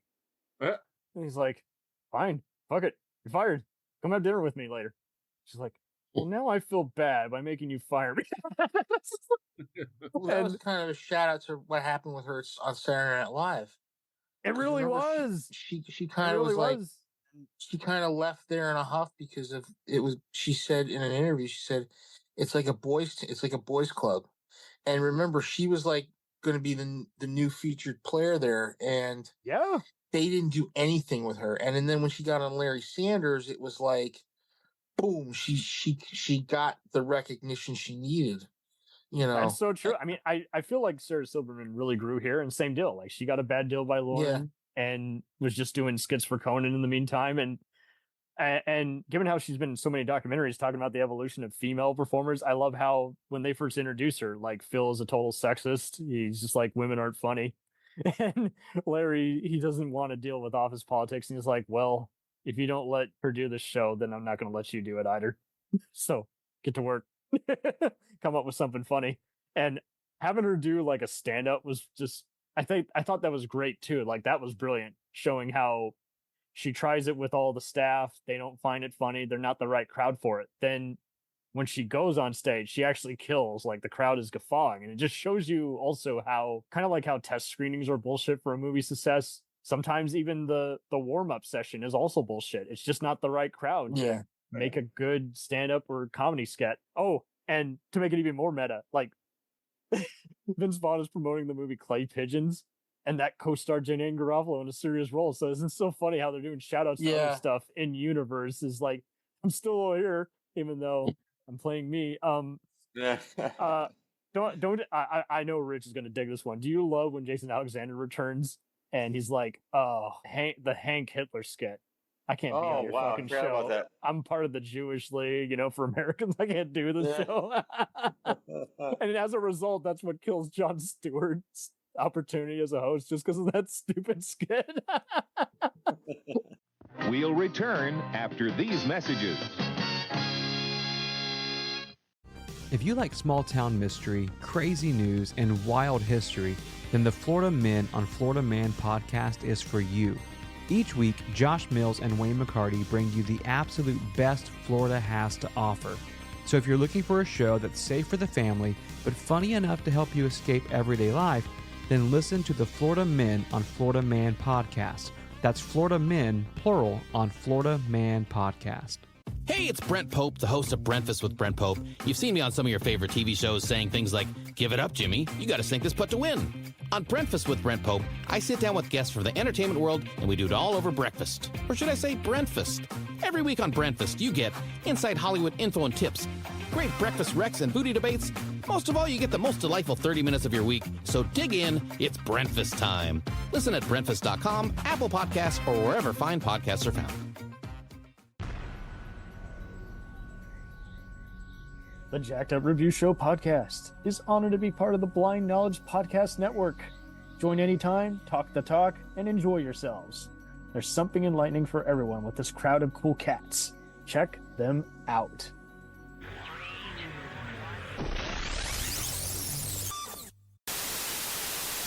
No, no, no, no way. No, no, no, no way. We're living without you. We're not living without you. There's just no way, no way. Down, down the mountains, yeah, scream and shout. You can say what you want. We're not walking out.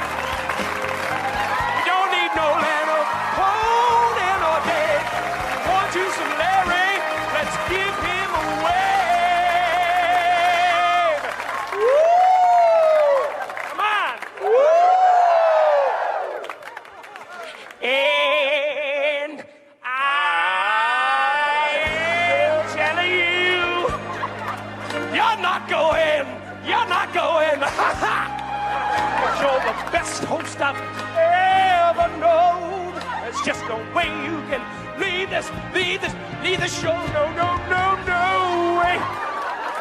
Larry, there's no way we're living without you. Life imitates art. See, Rich? Yep. I love, though, how Bruno Kirby, they constantly treat like shit throughout this whole show. Yeah, he's kind of like Hank. He's like, what did I do? And as the final insult to injury for the finale, he once again gets bumped. Like, it just shows that they just don't learn. Just they can't keep up with who's who. Yeah.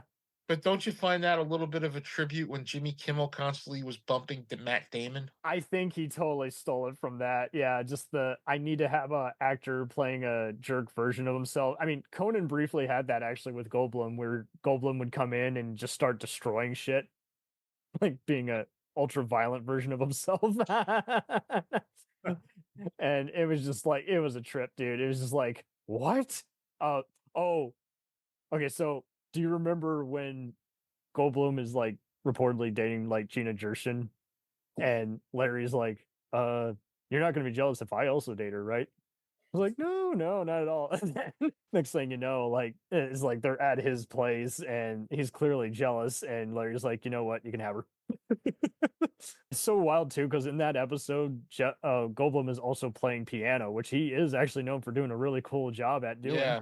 And I loved how they would have other sitcom guys guess. I mean, we talked about Bob Saget earlier. Drew Carey being on there briefly was cool, but I gotta hand it. What one of the best finales I've ever seen for any meta comedy show. You got all the talent booked for the farewell show. Larry doesn't feel like doing it. Jim Carrey performs, and he has a really cool music number. But I love how he acts all sad that Larry's going away, and then it turns out he's like, "I always hated you, Larry," and then he just keeps. It's the worst like send off for him personally. Like, it's great for the show, but Larry is just like keeps getting humiliated by all his guests. And then at the very end, like, Hank is like, "Fuck you, man. Why'd you end my career?" I was like, "I didn't end your career. I ended the show." And I'm sure, again, like you have all said, I have no doubt that they have seen coworkers like this. I mean, here's the thing. You can relate to a lot of these, even if it's not an entertainment job you worked at. You've seen people act this contrarian before, you know? Yeah. I worked in an office for 40 years, and yep, you saw a lot of that kind of stuff. I have thinking about definitely that in the show. I It's a hate lot to say like this. I have Parks and Rec is like this show too a lot. Yeah. It really is. It absolutely is. But like, Well, that in The Office and see, that's where Ken Klopis later worked on and did just as good a deal on. But like, I would encounter people very similar to Wendy, Sarah's character, who would tell jokes but get put down and be like, you know what, fuck you, you know. So then the does this joke work turns into a let's insult each other session. I've seen people also kind of like Mary and Beverly who would be they wouldn't mean to slut shame anyone, but they would act like people were freaks, and the next thing you know, they're reading a gossip column in a magazine. You're like, I thought you don't care about these people. You say you don't, but you actually do. You know? I've met quite a few crazy people over the years. Oh yeah. Oh yeah.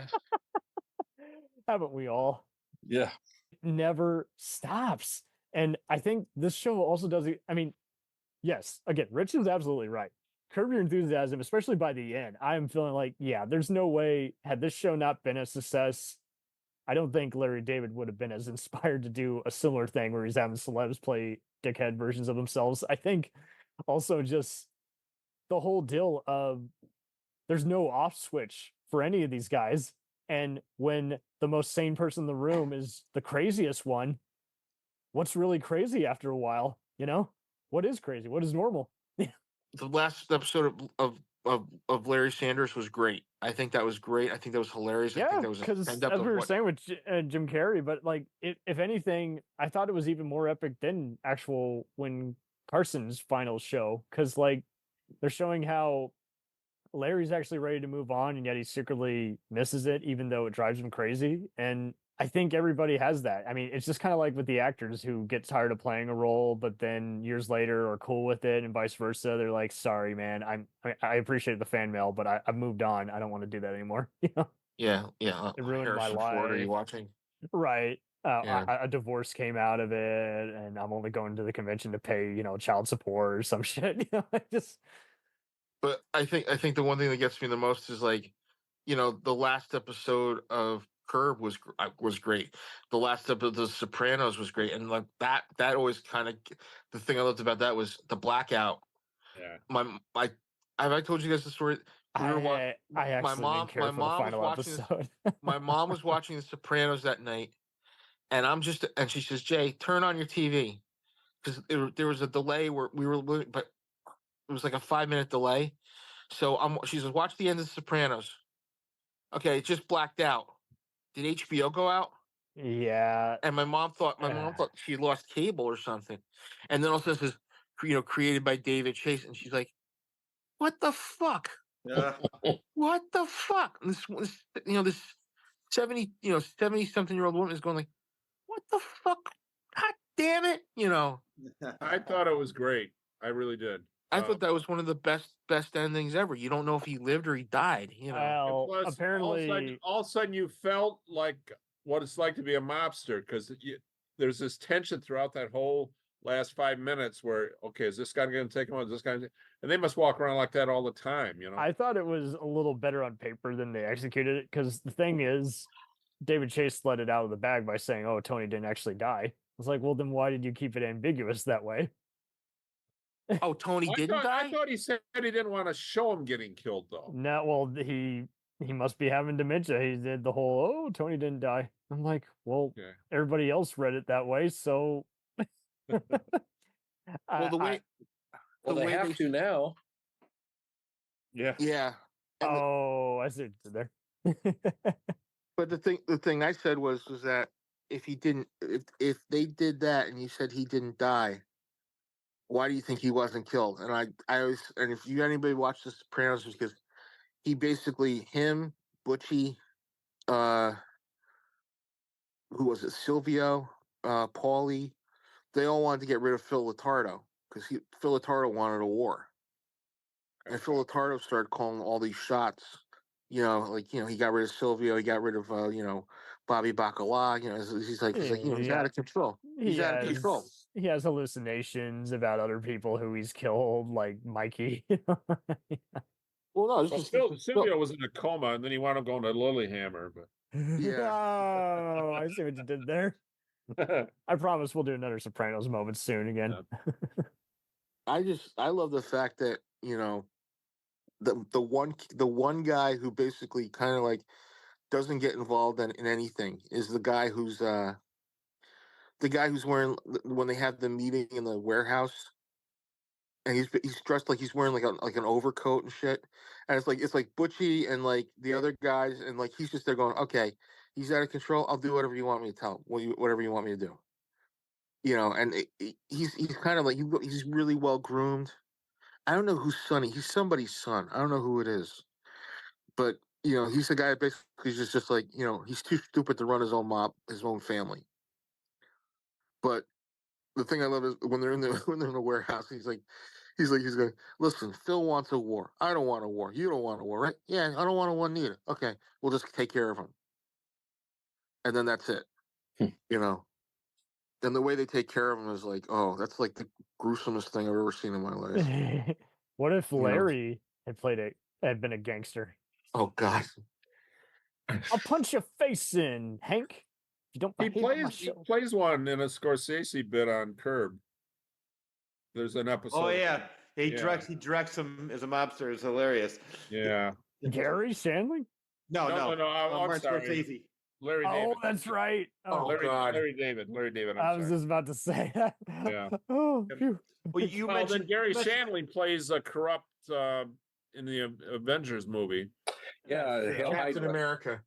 Hail Hydra. Yeah. Yep. I think that was one of the last roles he ever did. Yeah. I think you're right. Yeah. Yeah. But it's kind of sad in the end. You think, here he was, this guy who made. How did he die? It was a heart attack. Oh, Jesus. He wasn't that old, was he? No, still in his 70s. Yeah. No, he's 60-something. Okay, yeah, I thought he was younger. And while I have heard how there was some like sexual harassment behind the scenes, I think a lot of it was kind of just he liked keeping guys away and hanging with other guys and girls away hanging with other girls. So if there's any flaw about him, I don't really see it. I think he mainly just everyone else who has reported about working with him has just said he was just a really cool guy. And a lot of satirists are always at their best when you just leave them alone and let them brainstorm. And I never heard anything unpleasant about him. But if anything, he just wanted everyone staying in their lane. Now, I did see that Todd Holland said that often if people didn't get it, he would fire them because he was tired of restating what should be obvious. So, I mean, that's the thing. I mean, he had done one show in the 80s that was really, really great. And then he moves to this show. And it's like he pulls the veneer back on what talk shows should be. Yeah. And he did the same thing with sitcoms with the Gary Shandling show. That's what I mean with Gary Shandling. He basically just disassembled him and Alan Zweibel just disassembled the whole thing. Yeah. And said, okay, here, we're going to do this, and this, and we're going to let you in on the joke, and we're going to let you know about this, and then we're going to have somebody show up, and then, this is going to happen, and this, but we're going to show you how it's done. Like nobody put the camera on the audience before. Nobody had the theme song where they go, this is the theme to Gary show, the opening theme to Gary show. I mean, that's what made it so great. It was just like, you'd watch it, you'd be laughing hysterically through it. And well, it opens with Hank usually starting the show by getting the audience warmed up. And again, he had the perfect voice. Before you see him on screen, you're like, man, I'm surprised he didn't do more voiceovers. Timbre. And you realize this was Jeffrey Tambor's rebirth almost. Right. Because he had done the Ropers. He'd done Injustice for All. He was in the Ropers. He was the judge. Yeah, Three's Company. He's the judge on Hill Street Blues. He'd done a bunch of serious and comedic stuff. You know what's like? I met him years ago, and how I met him was he was doing on Broadway, Glengarry Glen Ross. Yeah. Whoa. He did a great job. And when I was walking out, I saw him riding his bicycle down the road, so I stopped him and got a picture with him. He was a nice guy for the couple seconds I had a chance to speak to him, but I always thought he was talented. I always thought he was hilarious. I mean, I love Injustice for All. Now, correct me if I'm wrong. Wasn't that his first role? Well, definitely one of his first. Yeah. Right. I remember a Saturday show or something where he's a kid who becomes an adult. No, that was Herb Edelman and Robbie Rich. That was Big John, Little John. Herb Edelman Was that it? Herb Edelman was Who you calling little? Yeah. Herb Edelman was Stanley on The Golden Girls. He had also been in a lot of Neil Simon movies in the 70s. He was like the go-to guy back then. If you wanted like a guy who was crusty but still funny, it was Herb Edelman. So, geez, how do I know this? I'm like pulling you out of my are ass. the James movie database. I'm telling you. But Herb Edelman was like, he was in a show with Bob Denver called The Good Guys, and he was in a lot of sitcoms and stuff like that. So that's where Herb Edelman did Big John, Little John. It was You're right. I just got confused. Yeah, you're right. No, don't worry. He's bald like Jeffrey Tambor was. But I remember Jeffrey Tambor being in a show with Howie Mandel. Was it him or was it? No, it was the other guy. It was another guy. But I remember him like doing all guest spots and stuff on TV shows and stuff like that. And he basically, this kind of gave Jeffrey Tambor a push into the limelight again, I see a picture down here that I'm looking up. It says Herb Edelman was like, and Jeffrey Tambor is the picture that comes up. Yeah. So that might have been, the confusion of it all, The thing I've said about Rip Torn is Rip Torn, his career kind of went. He'll rip you up. Rip Torn kind of went a little sideways for a while. He definitely wouldn't have been in Men in Black. Like Spielberg's people saw him on this show and said he can do comedy. He's getting Emmys for this. We need him as the guy who spouts amusing exposition. Well, he's great. He's great in Defending Your Life. Defending Your Life was hilarious. It goes back to Albert Brooks. See, I liked him in Extreme Prejudice. Yeah, I don't know the name of it, but I think it was it could have been in the 50s. He plays a drill instructor on this TV series. He was really good as a drill instructor. Don't forget he was Judas in King of Kings.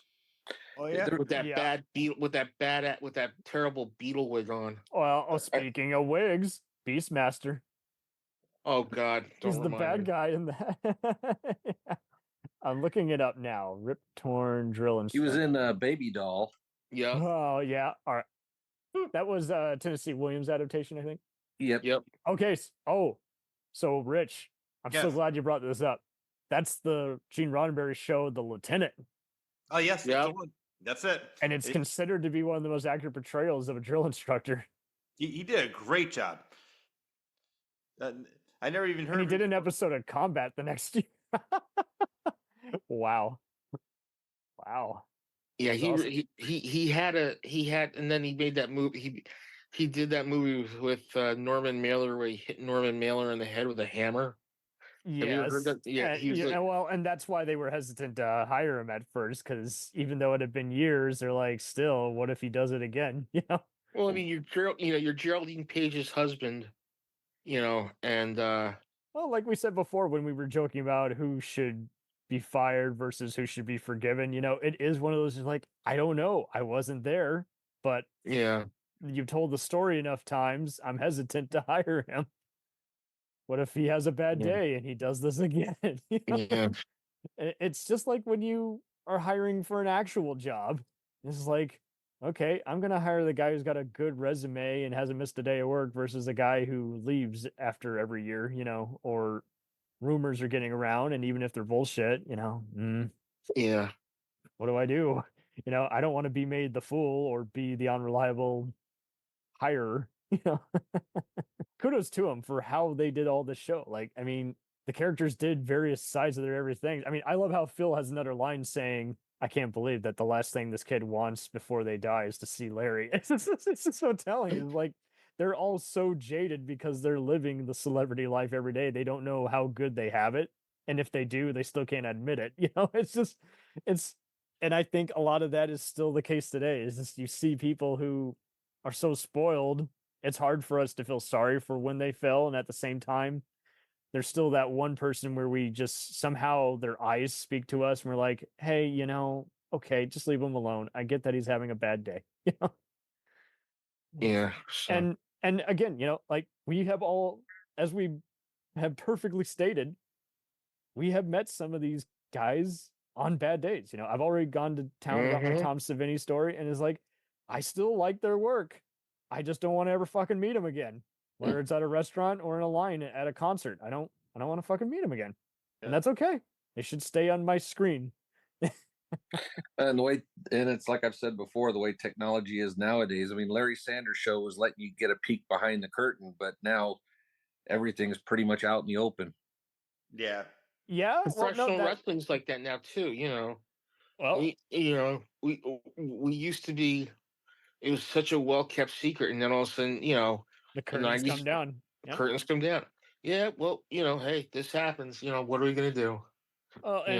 Well, like you guys say, I think aside from politically incorrect jokes and everything, and just knowing how to, like, I love Joe McHale. I love his new show, Animal Control, and every once in a while he has some of his people from Community come on. Yeah.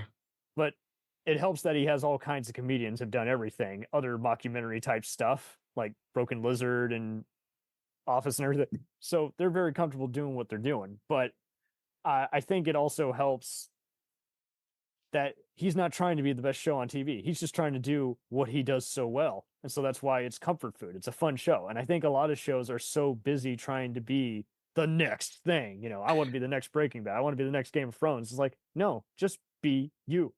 Yeah. Well, the problem is, I think people are afraid of originality. That they want, they're so afraid to try something different and something new. And if it doesn't work for the first couple episodes, all right, we're canceling. They forget about shows like Seinfeld was up against Home Improvement on Tuesday nights. It didn't do well for the first year or two. Yeah, it barely survived. That first year, just 6 episodes. They just rescheduled it, and had those other 2 shows that it was replacing not been canceled, they would have probably killed it and said. It wasn't until they put it on Thursday night after Cheers is when it finally started. Yeah, see, look. But you'll never find somebody like Norman Lear, who created this great original entertainment, like All in the Family, The Jeffersons. I mean, the classic Maude, One Day at a Time.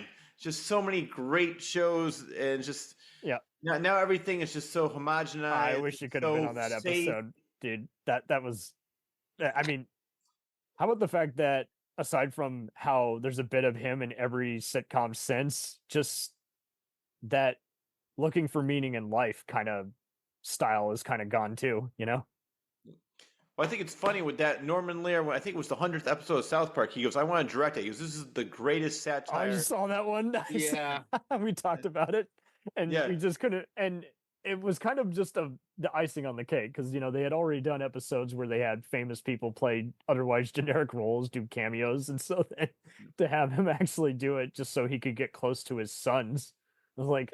That is crazy. You can't make that up. Yeah. Well, I mean, the show is just, I love South Park. It's just so, I don't know if you saw a couple of specials. They just did one on Ozempic. I saw the COVID one. Yeah, I saw that one, the war against obesity. Yeah, that was what was it? The Water Wars or whatever, but it was called something else. There was the Water Wars. I did see the COVID one. I think I saw another recent one they did that was exclusive to Paramount. But yeah, the one that was Streaming Wars is what it was called. Streaming Wars, yes. I didn't see that one, but I did see the one that was where they were making fun of diversity, like in an alternate universe, Kathleen Kennedy ruined Disney, and and they in an alternate universe, Cartman was a black woman, Butters was and it was hilarious. Well, because like you say, dude, it's the anti-cartoon. You could only do this in an animation. People just somehow will actually listen to you because they're more calmer when watching a cartoon versus watching live action. I mean, that's what I loved about Family Guy those first couple of seasons. It was just so.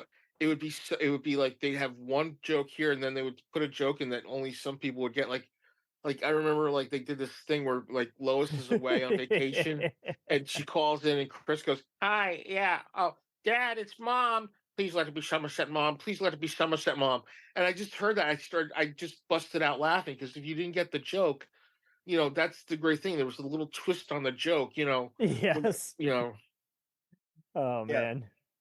The funny thing is I don't know if it's still like this, but I know that Seth MacFarlane and Matt and Trey hated each, or no, actually Matt and Trey you're right. Seth MacFarlane. That's why they thought that his show was lazy, and they had a whole thing about even Seth goes, "I love the guys from South Park. I don't know why they hate me so much. There's room for everybody, but I like both shows."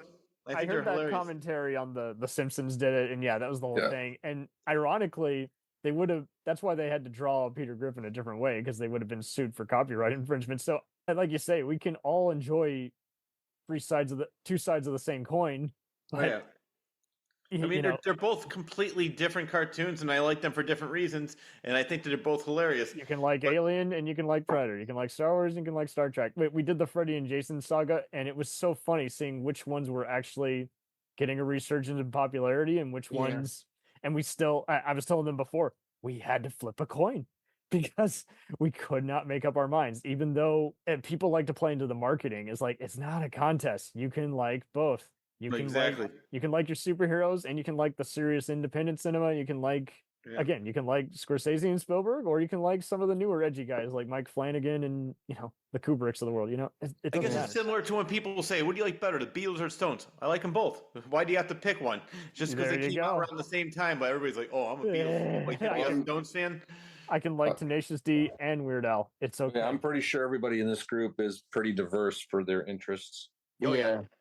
But that's the beauty of it, is like we all like them. Maybe we might not like it as much as the other guy, but I can't not. None of us are negating them. We're just like, they're all relevant. It's just like, but so many people like to do that too, like overrated. I'm like, well, on what grounds? Just because you saw one movie you didn't like by them? Well, that's not their whole catalog. It's just like, and people like to do that too. They'll see something that won an award and said, "Oh, it was dog shit." I'm like, well, and I've done this with some of the indie guys that are now mainstream. It's like, well, I like their earlier stuff. I would just say they sold out, but it wasn't in a great way. But I still think they're a talented filmmaker. It's just like there's just too many cooks. I think that's the other thing. The bigger budget you have, the more you have studio notes and other people coming in, adding their voice to it. I mean, by the way, let's let you promote your show before we go. This has been dynamite, but obviously everyone can go to YouTube, find the Claus Corner, but why does your show rock? Well, I like it because I'm very passionate about it, and I have some great guests on there, as I mentioned, and we mentioned in the beginning, but I'll just mention some more. Dee Wallace, Adrienne Barbeau, Heather Thomas, Bo Svensson, Ted Neely from Jesus Christ Superstar. He goes Thomas to the Wade. you go to the B side of the I love fun the deep B-side. cuts. Yeah. Plus, also, what I like about this show, and if I can even show you clips where even people like Dee Wallace said, "Man, this is like one of the best interviews. You really dug deep." And people like me, like, have done 100 of these interviews. Really appreciate somebody like you. Ted Neely said the same thing. Thomas G. Wade said the same thing. They referred me to a couple of their friends because they wanted me to be. So I take a lot of pride into all the work I put into shows. Like now, I have 8 pages for Jeff Lieberman on Thursday, and I'm still working on the interview. It doesn't just happen, guys. Jeff Lieberman, who did Squirm, we mentioned. He did Satan's Little Helper. He did Blue Sunshine. He did just a lot of these visually stunning drive-in movies. Yeah.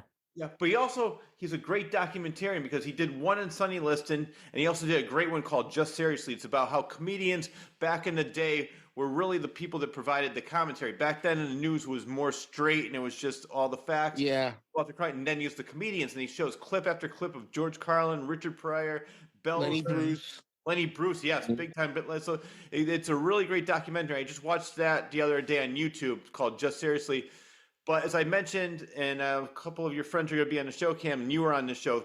Yes, sir. By the way, it's all about movies that we're passionate about. Like you and I did one on the year 77, Close Encounters of the Deep. We did the William Friedkin movies. But it can be found on YouTube, Spotify, iTunes, Amazon Music, Audible, iHeartRadio, and then there's some small Connecticut radio stations that it airs on. And also just started airing on a couple of the Connecticut public access channels. Holy shit! Nice. So yes, so it's get rich or die, sire. Sear. Get rich or die, sear.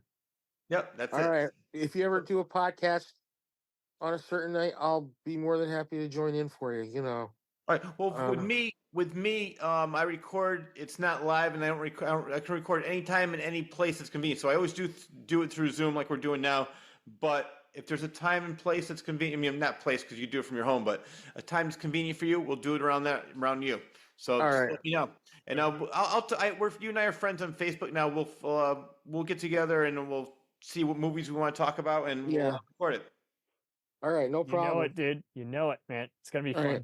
And Cam, you're always welcome, and everybody else is You know too. it. And thanks a lot. It was great meeting everybody, and I enjoyed this. It was so much fun revisiting the Larry Sanders It was gonna show. be so much fun. Yeah. And this went above and beyond the Call of Duty, man. I loved it. And I mean, went from Larry Sanders to Larry David to South Park. This show covered everything. I love it. Well, there's a reason we went down all those rabbit holes. And right? It is all loosely connected too. That is the irony too. I do have to say something. The opening credits, Larry dressed up as a superhero getting a pie in the face is about the dopiest thing ever. It looks like something of an old 30s cereal. The way he's But I also, is Larry Sanders an actual real talk show? You think about it. They have an audience. They have celebrity guests. They have interviews. Yeah, he's as real as he's gonna be. I mean, they made it really as is kind of it's a believable as they could. With Anyway, all right. Hey, Rich, man, thanks for owning the chat. Glad everyone else got to Gentlemen, meet you here. it has been real. Yep. Real I will talk. see you- I will see you Real next week. time. And I will see you guys in 2 weeks.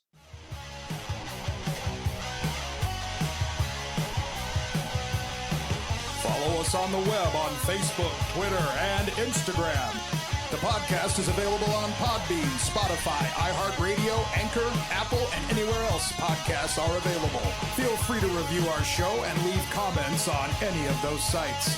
Thanks a million for listening. It's a jacked up